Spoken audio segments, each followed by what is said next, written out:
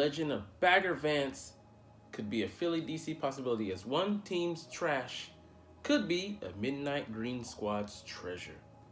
What's up, it's your boy Cintron. Come back and do another analysis / news and around the league video. And I kid you not, that's my real name. So we're going to look at a couple of issues. Mostly we're going to stay around the Philadelphia Eagles, but some issues going to be interconnected with teams across the league. Ever so slightly, but it technically flies under the banner of around the league. So let's get it started. First, we'll look at Nick Sirianni and his position on replacing the offensive coordinator and defensive coordinator positions that are not now available, because we know our offensive coordinator, Shane Steichen, went to accept the Indianapolis Colts, who love our sloppy seconds and O coordinators. Frank Reich previously being the head coach before he was fired most recently this year. And now Steichen's set to take over the Indianapolis Colts franchise. So that position is open. We're going to fill it most likely with Brian Johnson, elevate him from QB coach to offensive coordinator. And he's known Jalen Hurts for quite a while, going back to his high school days with his father being his head coach. And for a defensive coordinator, our guy fled in infamy. Jonathan Gannon accepted the head coaching position there in Arizona, and he leaves a hole there. Some might say, and then some might say they're happy to see him go, and some might, much to their chagrin, like, now we lost him. I, for one, am happy to see him leave, because that performance in the Super Bowl, the biggest game of the year, is just unacceptable on that stage to coach those players to play like that and just try to coast on their talent alone. And, there's myriad reasons you could look at why he underwhelmed, had no adjustments, and just laid an egg in the largest game of his career up to that point. But, that's all said and done at this point. So, not to beat a dead horse, but we're moving on. But, it is a reason to look at him. And I was like, okay, Arizona. But I was like, thank you, Arizona. So, two things can be true. I'm interested in seeing what Nick Sirianni is really going to look at, because internal options like for offensive side, okay, I believe there's a couple that you could look at that might be valid. Again, I'll give you that, and I think continuity is more important than bringing in someone who's going to skew the offense in a direction going left when we're trying to steady the course or go right. The offense was not the problem this past year, even though there was some bumps and bruises in the road that we did encounter, chiefly in the Super Bowl, not having not being able to establish a run game, which would have opened up so many more things. And even though the offense was so explosive, the Cardinals defense wasn't up to the task. Also, the field playing a role there, but people were gonna say, oh, you're using that as a cop out. No, it is what it was. That field was atrocious. Shouldn't have been even being considered to be played on. But a field to be played on. But whatever. Like I said, that's we're crying over spoiled milk at this point. But the defensive side, I'm like, come on. Our linebackers coach, he's 29 years old, way too young, way too inexperienced. And if you honestly see him as a valid option, you really aren't committed to success, long-term success in this for this team. You're just gonna be suffering another letdown like we did with Gannon. Got our hopes up because we believed in the guy, but then he made us out to be fools. And the DB's coach, Denard Wilson, who many people in the building like, Chauncey Gardner-Johnson and those corners, safeties. So yeah, that's cool, and all. But what I don't want is more of the same. So like, if Nick is just gonna give us this spiel about he said he's looking both inside and outside, but we saying that line, I hope that's just coach talk, coach speak, for him saying like we're gonna look at both options and just to not be like pigeonhole and say, oh, you only looked at external options to give those guys a fair shake, and to try to have some fairness in that culture there, except for the team. But you most often you are the person who overvalues those closest to you the worst, because you don't have a unbiased look at them. So I'm hoping that's not the case here. So that he honestly considers other people, and we're gonna get to that next. But yeah, On that same note, another potential candidate we covered yesterday, Lovie Smith being a candidate, but Vance Joseph. He was let out of his contract as a D coordinator there in Arizona for the Arizona Cardinals, and also bringing in Jonathan Gannon, our D coordinator there. We could do a switchies and bring in him. His hiring made him obsolete because Jonathan is going to want Gannon's going to want to run his own scheme, and however flawed it may be, who knows? Maybe he was saving the best for last and was holding out, which would be horrible if his defense actually goes over to the Cardinals and improves, or is better, well run and better called than he did here, which would just be a very damning indictment of his tenure, 2-year tenure here with the Eagles from 2021 to 2022. But I really want to see what Vance would have to offer. I think they should just bring him in for an interview.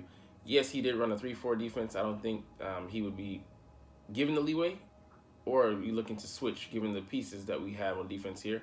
We're pretty set and solid in our 4-3, and I don't think that would affect too strongly how because 3-4 you can bring pressure for so many different angles than you can in 4-3, and it's all about the outside linebackers being the rushers. They're stand up, but they rush the quarterback in lieu of the DN to more gap discipline, gap controlling, and our defense isn't really built like that. Yes, we could do it, but it'd take most likely at the minimum 2 off season to really put that in place, and we're built to win right now. Or like I say, we're built to be highly competitive right now. So, but he has one thing that we do like, in the vein of those old Jim Johnson defenses of the '90s. He's aggressive, like Steve Spagnuolo. A coach who's not afraid to bring the pressure. He blitzed at a 34.5% clip percentage, which is I think top 4 in the league or something like that. And for the past 4 years as well, 3 years as well in Arizona, he's been in the top 5. So bringing pressure percentage wise, and I like that because Jonathan Gannon, one thing that was flawed about his defense, he let let loose the front 4 to bring pressure, but they really, when they didn't get home, it really hit hard, and it just didn't bring a lot of multiplicity to the offense. To the defense, when all they had to worry about was those 4. He rarely brought blitzers, and when he was studying the offense, or just trying to contain them, extreme of bend but don't break, he would have our defense sit in zone, sit in off coverage, and let keep the defense in front of them because he didn't want to allow explosive plays, but that would let them that would end up being death by 1,000 paper cuts. Good to very solid to great quarterbacks who just pick us apart in the pocket because that zone defense have very high percentages of completion, and just really just nickel and dime their way down the field and just chip away the confidence of the the defense. And then they're out there on the field for too long, and they really rely on turnovers, unpressured turnovers. So just a horrible scheme in the grand scheme of things, no pun intended. But Vance would be a diametrically opposed attacker of offenses, and give us some fake pressure, false looks that not just you take a pre-snap snapshot of the defense. They're not in the same position that they lined up with, playing with the quarterback here and there, with who's coming and who's not, and disguising coverages, something that Gannon was inept and not adept at doing. So that's a lot for me to say, but I think he would be a vast improvement on Jonathan Gannon, just for the fact that he's seasoned and he can bring pressure and disguise. So anyways, let's move on to the next topic.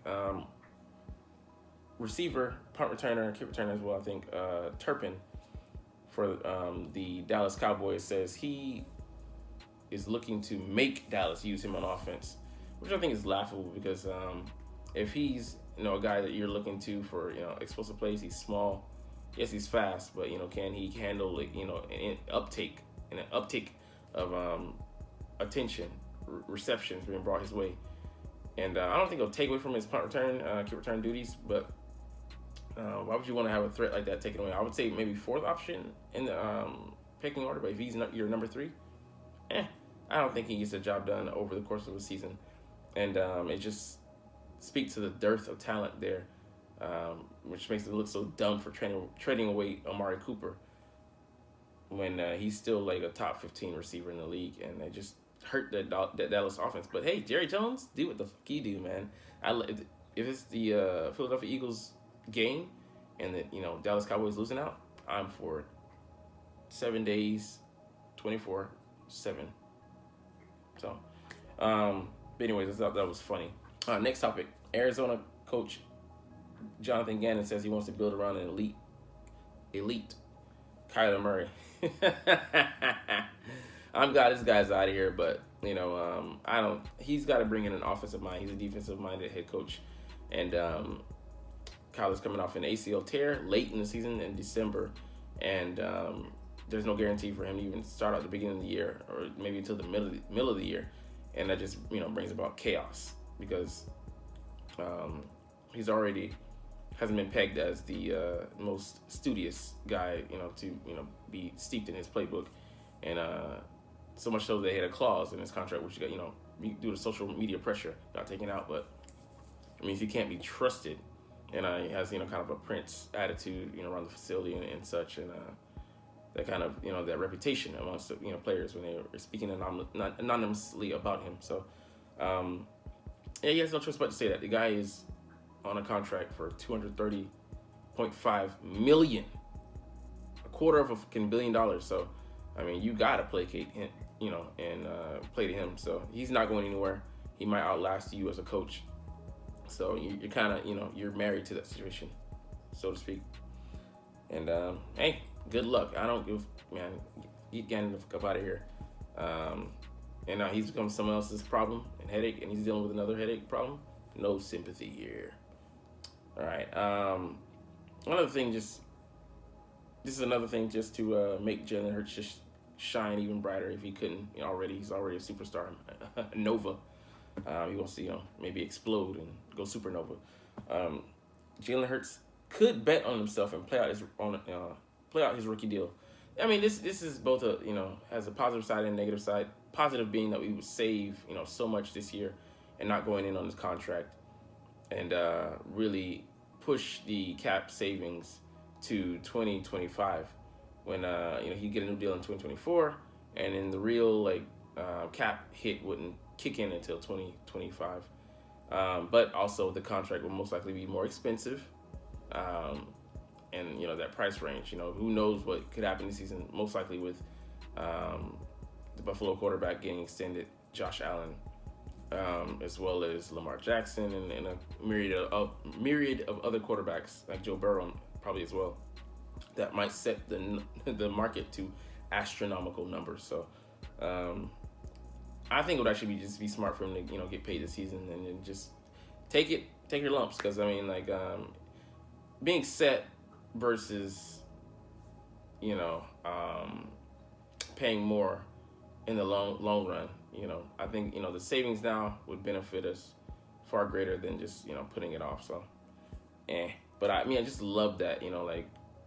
I mean, it would suck if he got hurt though, and he put himself at a disadvantageous position. So I mean, I think even that bravado, his agents are like, hey, come on, let's do this, get that Brinks in here, and forget about betting on yourself. That's all we have for today. So a shorter video than I usually do, but it's all good. So as I always say, fly Eagles fly. Let's mother go. Like, comment, share, subscribe. Thanks for watching. Check me out at Cintron Anime, Cintron Life, or Cintron Laughs, or other social media.